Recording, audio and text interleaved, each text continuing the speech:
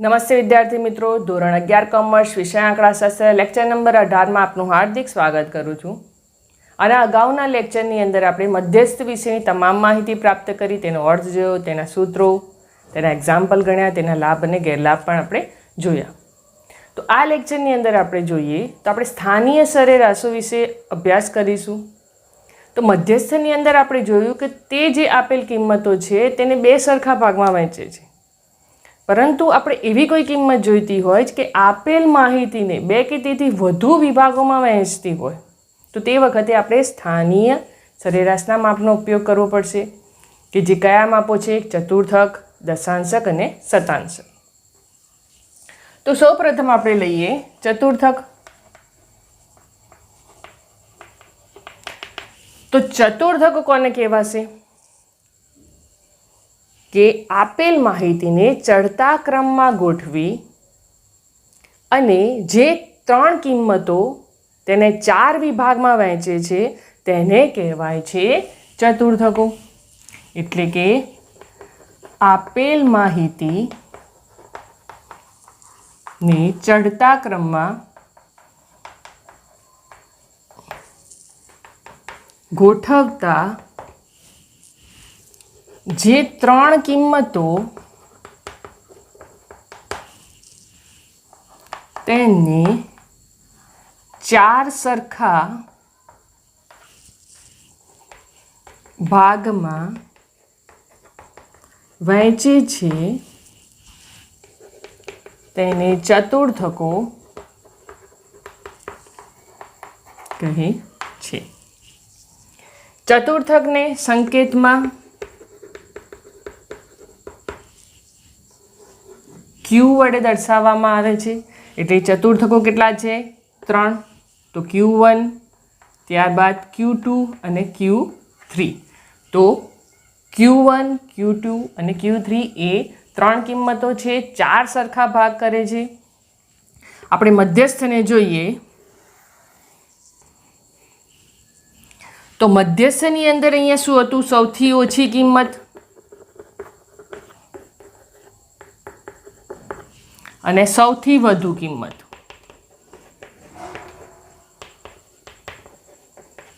બે સરખા ભાગ કરે છે એટલે અહીંયા આવે છે મધ્યસ્થ. 50% કિંમતો આ બાજુ, 50% કિંમતો આ બાજુ રહે છે.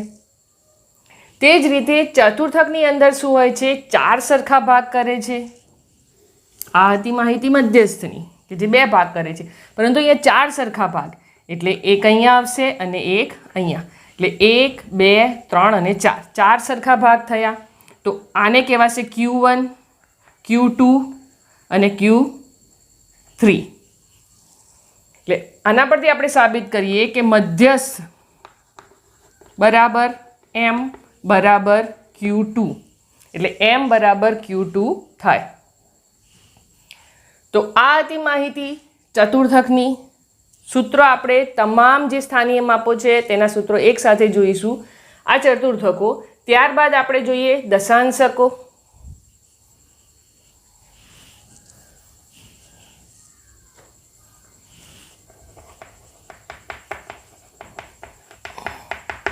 તો દશાંશકોની અંદર શું થશે કે આપેલ માહિતીને ચડતા ક્રમમાં ગોઠવતા જે નવ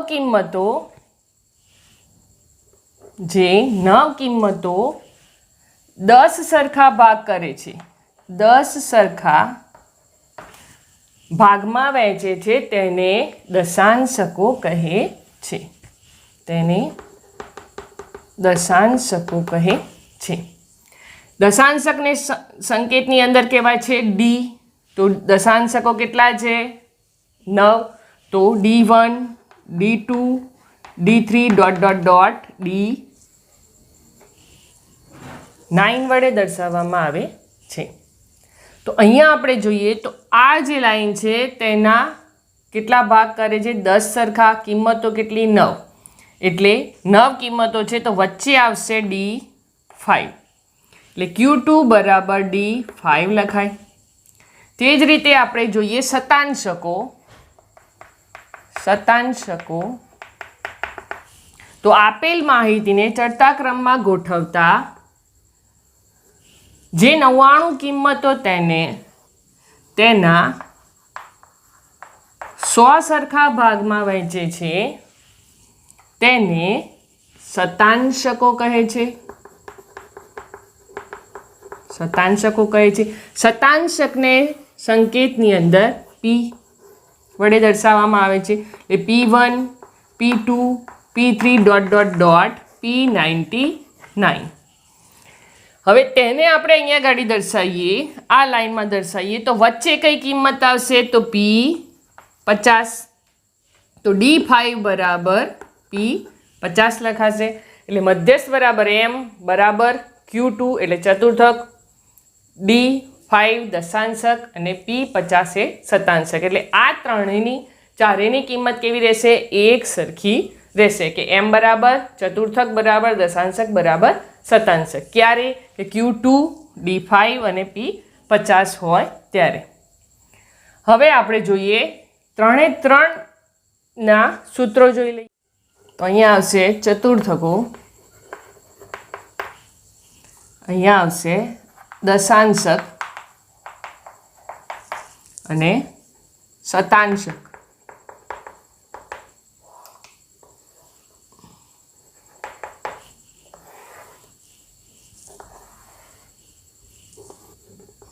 એટલે અહીંયા જે બરાબર લખાશે 1, 2, 3 3. ત્યારબાદ અહીંયા દશાંશકો એટલે 1, 2, 3 ... 9 સુધી. અહીંયા જે બરાબર 1, 2, 3 ... 99 સુધી. હવે આપણે તેનું સૂત્ર લખીએ તો સૌપ્રથમ અસતત માહિતી આપી હોય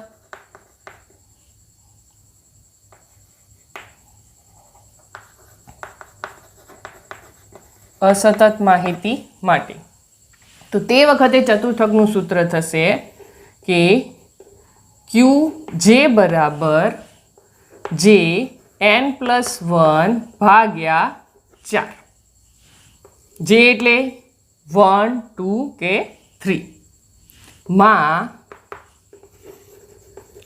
અવલોકનની કિંમત. તે જ રીતે દશાંશકમાં BJ બરાબર J કે જેની અંદર 1, 2, 3, 9 સુધી આવશે. ત્યારબાદ N+1 ભાગ્યા 10 માં અવલોકનની કિંમત. અને શતાંશકમાં આવશે સંકેત PJ બરાબર JN+1 ભાગ્યા 100 માં અવલોકનની કિંમત. તો આ રીતે જ્યારે અસતત માહિતી આપી હોય ત્યારે આ પ્રમાણેનું સૂત્ર આવશે. તે જ રીતે હવે વર્ગીકૃત, પરંતુ કેવી? સતત. આ કેવી? અવર્ગીકૃત. અવર્ગીકૃત માટે પણ આ જ સૂત્ર આવશે અને વર્ગીકૃત અસતત માટે પણ આ જ સૂત્ર આવશે. ત્યારબાદ વર્ગીકૃત સતત માહિતી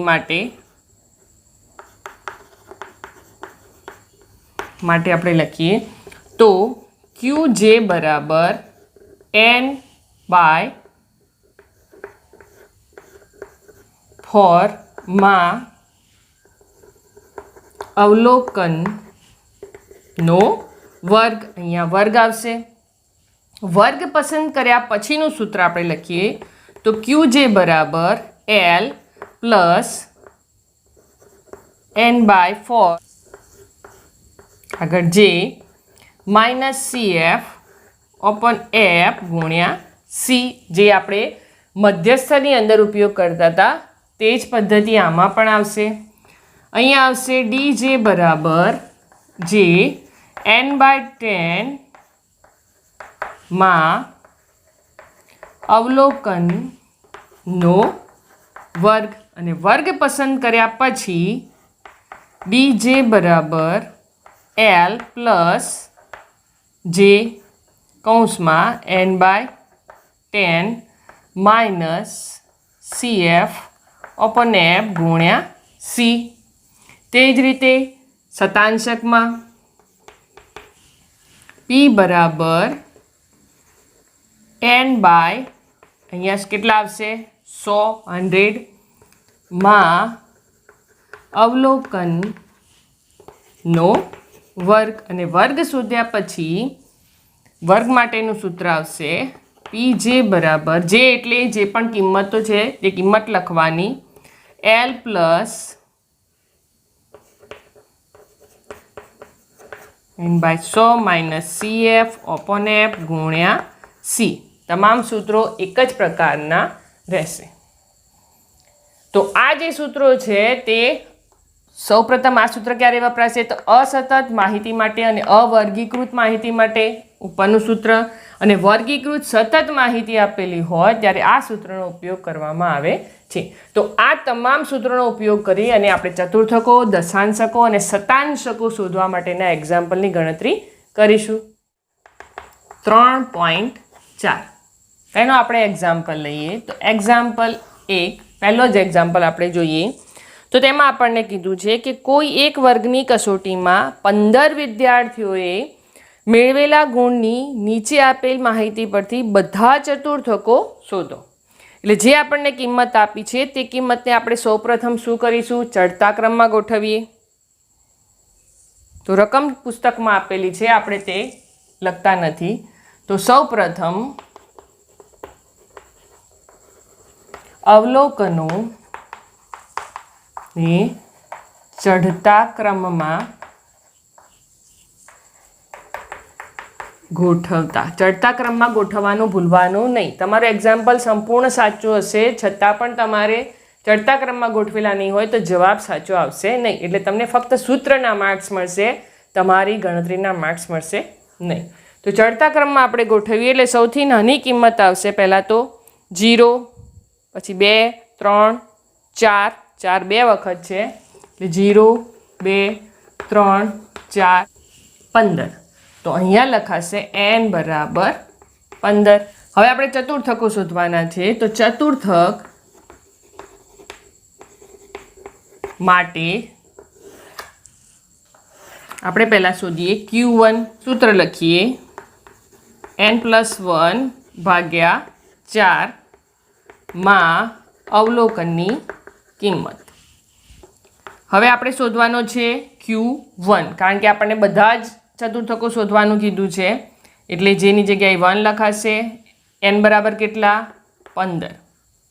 15 વત્તા 1 ભાગ્યા 4 માં અવલોકનની કિંમત. હવે 1 છે એટલે ગુણાકાર કરીશું તો પણ એનો જ જવાબ આવશે એટલે 16 ભાગ્યા 4 માં અવલોકનની કિંમત. એટલે ભાગાકાર કરીએ તો 4 માં અવલોકનની કિંમત. તો ચોથું અવલોકન કેટલું છે 1, 2, 3 અને 4 માટે Q1 બરાબર 4 થાય. તે જ રીતે આપણે શોધીએ Q2.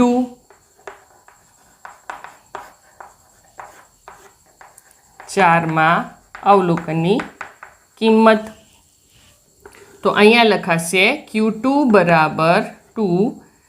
એની જગ્યાએ 15 વત્તા 1 ભાગ્યા 4 માં અવલોકનની કિંમત. ત્યારબાદ 2 કૌંસમાં 16 ભાગ્યા 4 માં અવલોકનની કિંમત. 32 ભાગ્યા 4 માં અવલોકનની કિંમત. અને અહીંયા આવશે 8 ચોક 32 એટલે 8માં અવલોકનની કિંમત માટે Q2 બરાબર 8મું અવલોકન 8 એટલે આ 6. પહેલાં આપણે આ લીધું, હવે 6. તો Q2 બરાબર કેટલા 6 આવશે. ત્યારબાદ શોધીએ Q3.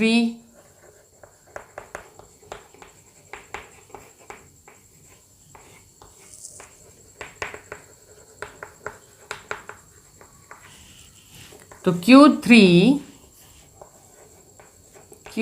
બરાબર 3. 15 વત્તા 1 ભાગ્યા 4 માં અવલોકનની કિંમત 3. 16 ભાગ્યા 4 માં અવલોકનની કિંમત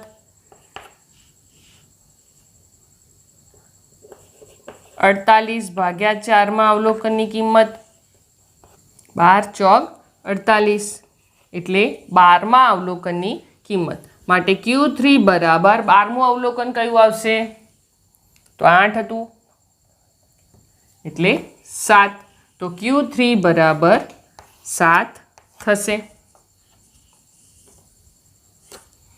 તો આ રીતે એક્ઝામ્પલ 1ની ગણતરી થશે કે Q1 બરાબર 4, Q2 બરાબર 6 અને Q3 બરાબર 7. હવે આપણે જોઈએ કે જ્યારે આવૃત્તિ આપી હોય એટલે કે F આપ્યો હોય ત્યારે ગણતરી કેવી રીતે થશે.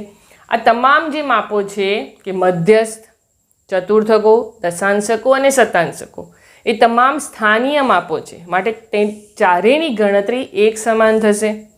આપણે આના પછી બીજો એક્ઝામ્પલ જોઈએ. એક્ઝામ્પલ 3 જોઈએ આપણે કે જેની અંદર આપણને આવૃત્તિ આપી છે.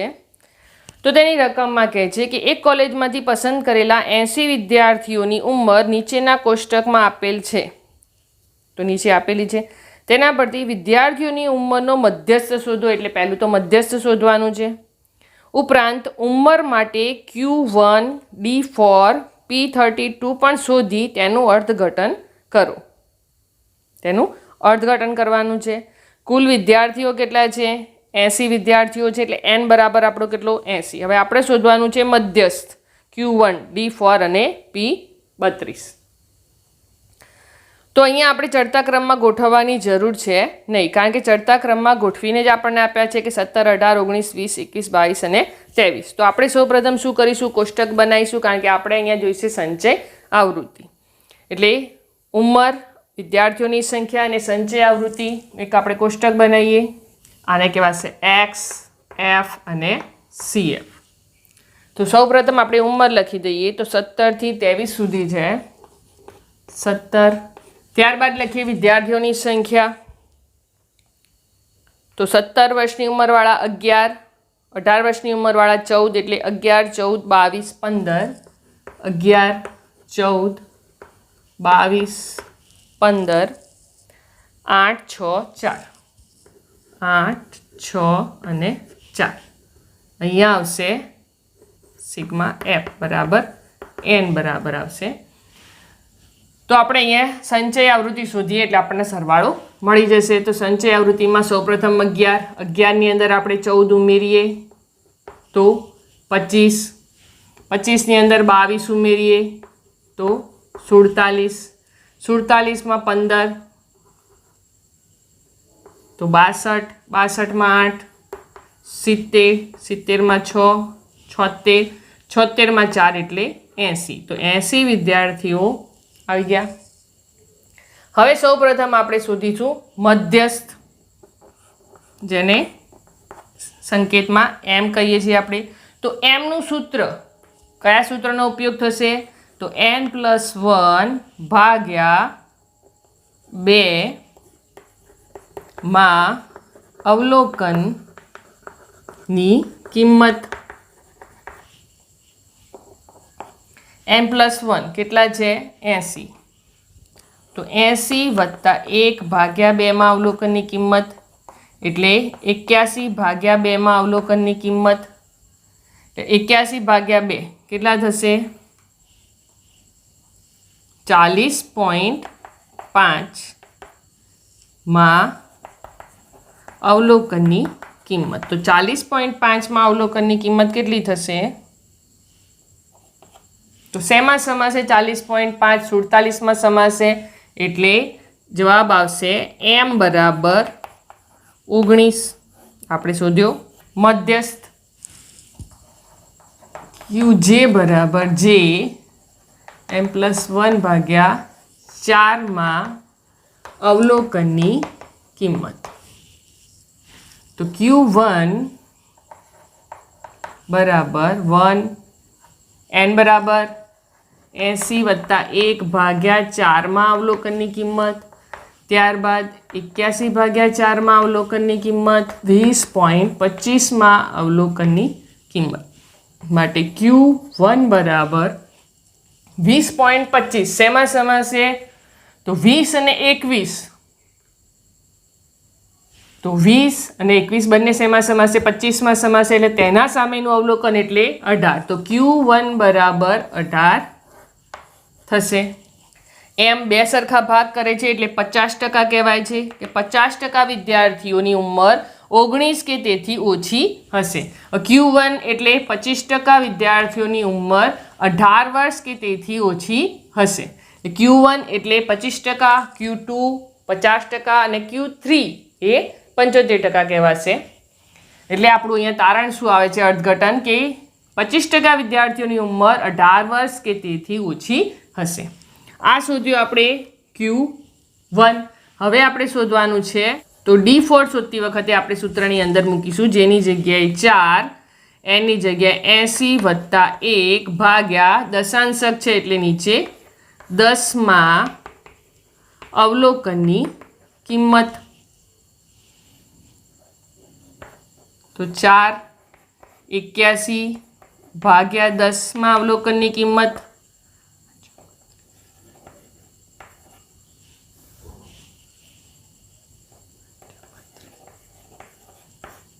ભાગ્યા 10માં અવલોકનની કિંમત એટલે 32.4માં અવલોકનની કિંમત. તો શેમાં સમાયા છે 32.4?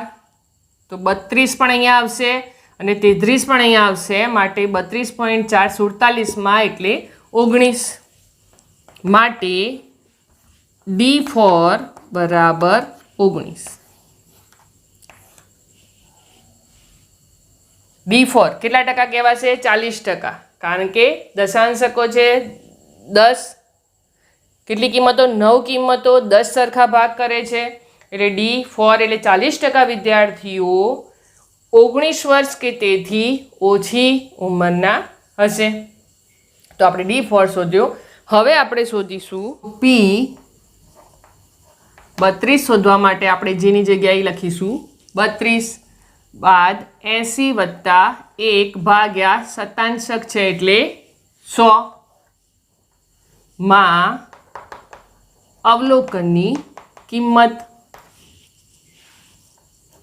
હવે 32 81 ભાગ્યા 100 માં અવલોકનની કિંમત 32 0.81 માં અવલોકનની કિંમત 32 × 0.81 કરીએ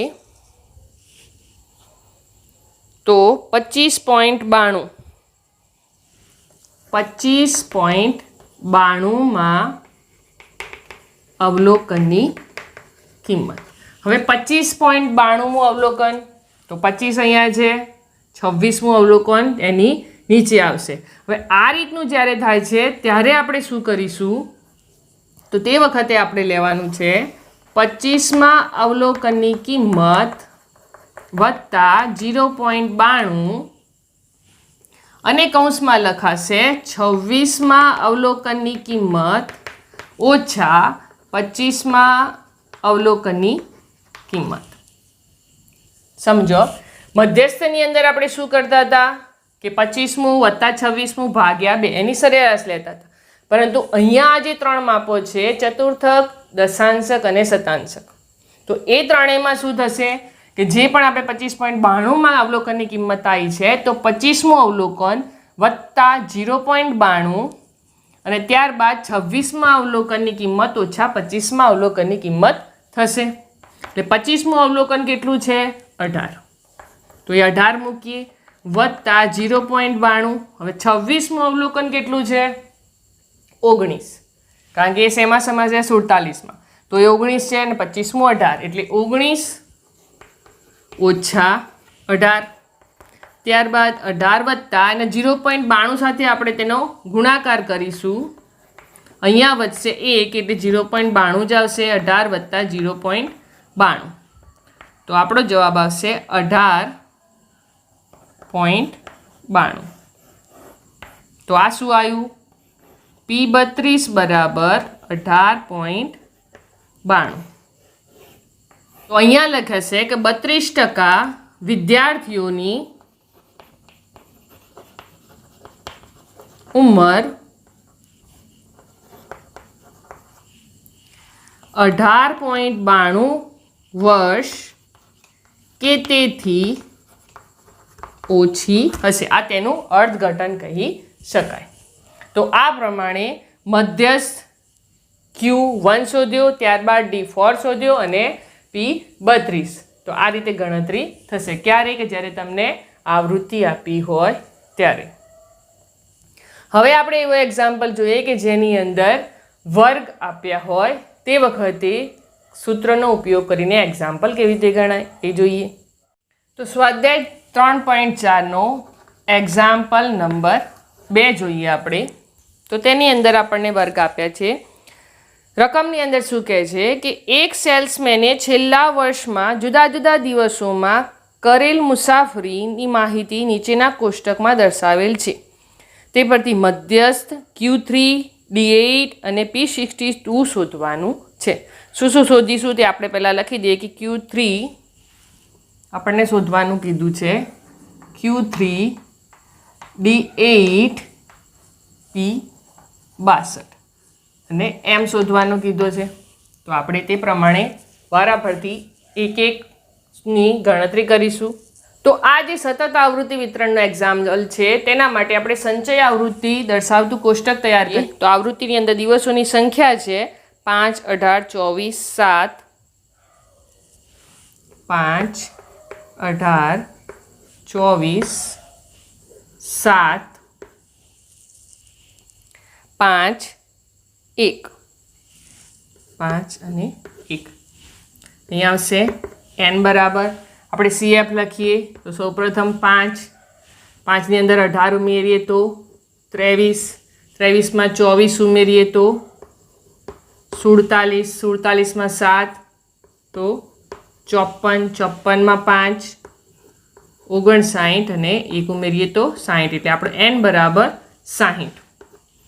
સૌપ્રથમ આપણે શોધીશું m. તો એમની ગણતરી કરીએ. અહીંયા કેવું છે? સતત આવૃત્તિ વિતરણ છે એટલે એમનું સૂત્ર આવશે n/2 માં અવલોકનનો વર્ગ. તો n/2 તો n કેટલા છે? 60. તો 60/2 માં અવલોકનનો વર્ગ તો 30માં અવલોકનનો વર્ગ. તો વર્ગ આવશે માટે વર્ગ બરાબર 30 શેમાં સમાશે? 47માં 30 સમાશે એટલે વર્ગ કયો આવશે? 200 થી 300. 200 થી 300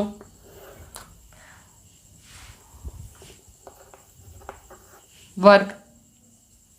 હવે તેની અંદર L બરાબર આપણે લઈશું, નિવારક છે એટલે L બરાબર 200. ત્યારબાદ CF બરાબર તે વર્ગના ઉપરના વર્ગની સંચય આવૃત્તિ એટલે આવશે 23. તો CF 23. F બરાબર તે જ વર્ગની આવૃત્તિ એટલે 24 અને C બરાબર વર્ગ લંબાઈ તો તે વર્ગની વર્ગ લંબાઈ 100.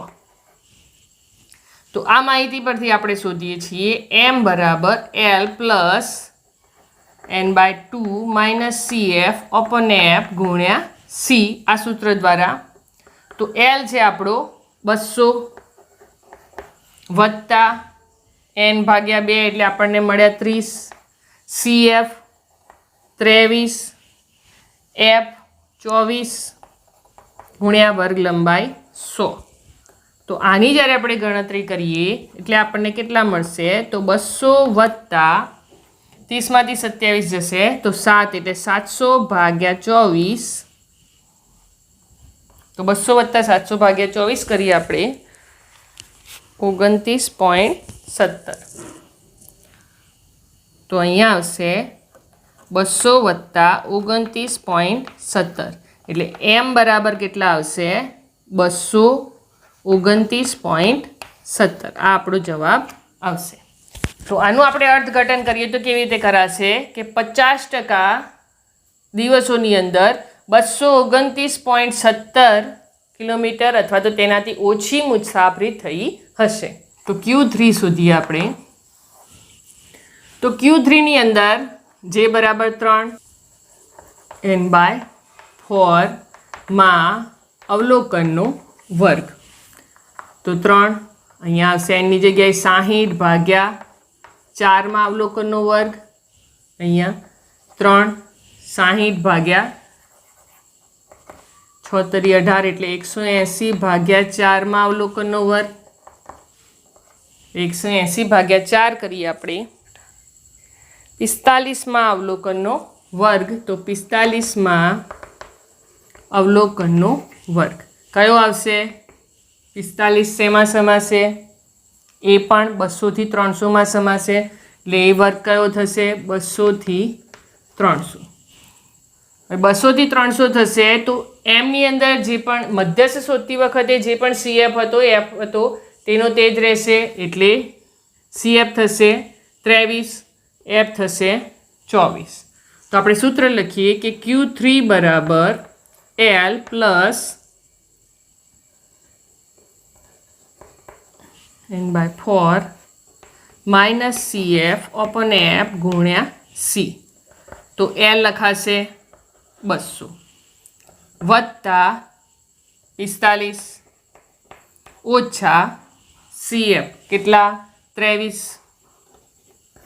ભાગ્યા F 24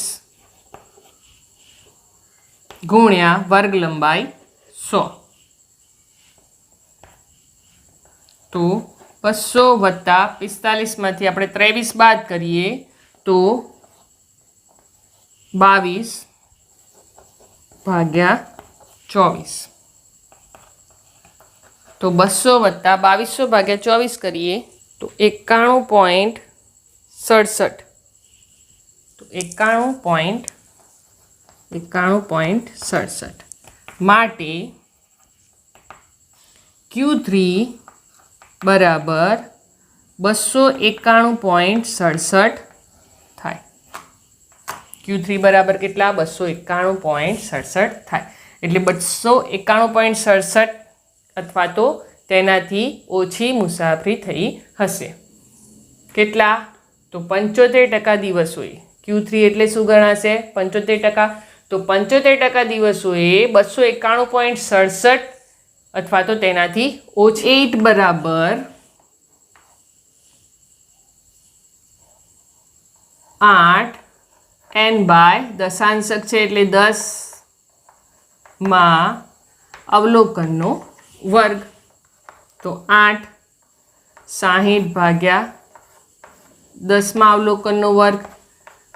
8 છગ 48 માં અવલોકનનો વર્ગ. 48 માં અવલોકનનો વર્ગ. તો 48 માં અવલોકનનો વર્ગ કયો આવશે? આ 47 એટલે 48 માં અવલોકન અહીંયા સમાશે 54 માં. તો તે વખતે 300 થી 400 નો વર્ગ આવશે. એટલે 300 થી 400. હવે 300 થી 400 છે એટલે L બરાબર કેટલા લખાશે? 300. CF બરાબર 47 અને F બરાબર 7. તો CF બરાબર તેની ઉપરની સંચય આવૃત્તિ 47 અને F બરાબર તે જ વર્ગની આવૃત્તિ એટલે 7 અને તે જ વર્ગની વર્ગ લંબાઈ C બરાબર 100.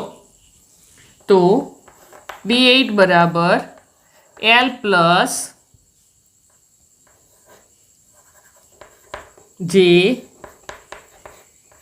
માઇનસ CF અપોન F ગુણ્યા C. તો સૂત્રની અંદર આપણે કિંમતો મૂકીએ તો 300 વત્તા 48 માઇનસ CF 47 ભાગ્યા F 7 ગુણ્યા 100. તો 300 વત્તા 48માંથી 47 એટલે 1. તો 100 ભાગ્યા 7. તો 100 ભાગ્યા 7 કરીએ આપણે તો 14.29. તો 100 ભાગ્યા 7 કરીએ તો 14.29 મળશે. તો જવાબ આવશે આપણો 314.29. શું આવશે? D8. D8 બરાબર 314.29. એ શું કહેવાશે? 80% દિવસોની મુસાફરી કેટલી? તો 314.29 કિલોમીટર અથવા તો તેનાથી ઓછી મુસાફરી થઈ હશે. તો P 62 બરાબર 65 n/100 માં અવલોકનનો વર્ગ, તો 62 n બરાબર 60 ભાગ્યા 100 માં અવલોકનનો વર્ગ, તો 372 ભાગ્યા 100 માં અવલોકનનો વર્ગ એ 37.2 માં અવલોકનનો વર્ગ 37.2 શેમાં સમાશે? તો 47 માં 37.2 સમય જશે એટલે 37 અને 38 બંને 47 માં આવશે એટલે વર્ગ કયો આવશે? 200 થી 300, એટલે 200 થી 300 સૂત્ર લખીએ આપણે P62 બરાબર L પ્લસ જે n/100 માઇનસ CF અપન F ગુણ્યા C. તો L બરાબર તો આપણે લેવાના 200 વત્તા 37.2 ઓછા CF તો તેના ઉપરના વર્ગની સંચય આવૃત્તિ એટલે 23 અને તે જ વર્ગની આવૃત્તિ એટલે 24 ગુણ્યા વર્ગ લંબાઈ 100.